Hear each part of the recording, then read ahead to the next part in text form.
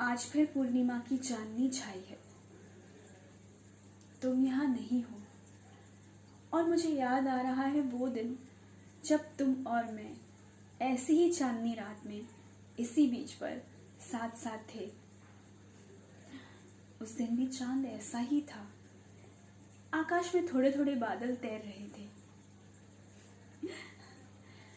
मुझे एक बादल के टुकड़े में तुम दिख रहे थे और तुम्हें भी एक टुकड़ा मेरे चेहरे से मिलता जुलता मिल गया था। याद है कैसे पहले पानी के अंदर जाने से तुम मना कर रहे थे, पर मेरी जिद के आगे तुम हार गए।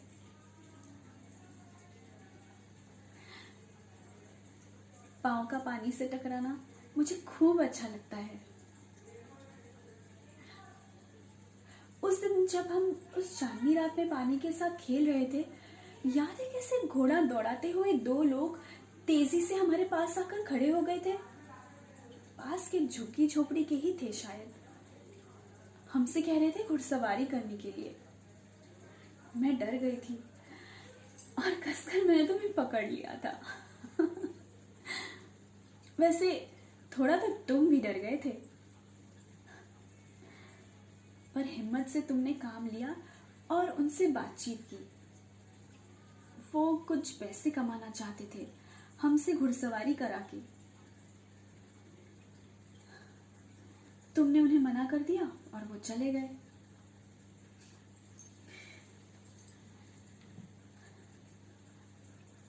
वो पल मुझे अब भी याद है। दूर जाती हुई घोड़ों की टापों की आवाज, खुला आकाश, समुद्र की आवाज और तुम्हारी बाहों में मैं। उस पल ऐसे लग रहा था जैसे सब कुछ ठहर गया हो। मैं, तुम, आकाश, चांद, बादल, समुद्र सब एक हो गए थे। हम सब जैसे किसी रहस्यमय दुनिया के रहस्यमय हिस्से हों। उसके बाद हम नंगे पांव रेत पर चलने लग गए थे। बड़ा ही अच्छा दृश्य था। मजेदार। दो अलग अलग पैरों के निशान साफ दिखाई दे रहे थे। तुम तेजी से चल रहे थे और मस्ती में मुझसे कह रहे थे, आओ आओ मेरे बनाए हुए निशान पर चलो। तुम्हें याद है मैंने क्या कहा था? मैंने कहा था थोड़ा धीरे चलो, कहीं गलती से मैं किसी दूसरे के पैरों के निशानों पर ना चलने लग जाऊं। तुम रुक गए और तुमने मुझे उठा लिया था।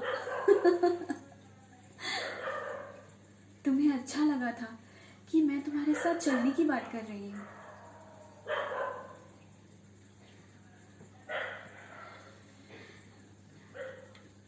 आज उसी बीच पर मैं अकेले बैठी हूँ। वही चांदनी रात है। आकाश में बादल है, समुद्र की गर्जना है, पर तुम नहीं हो।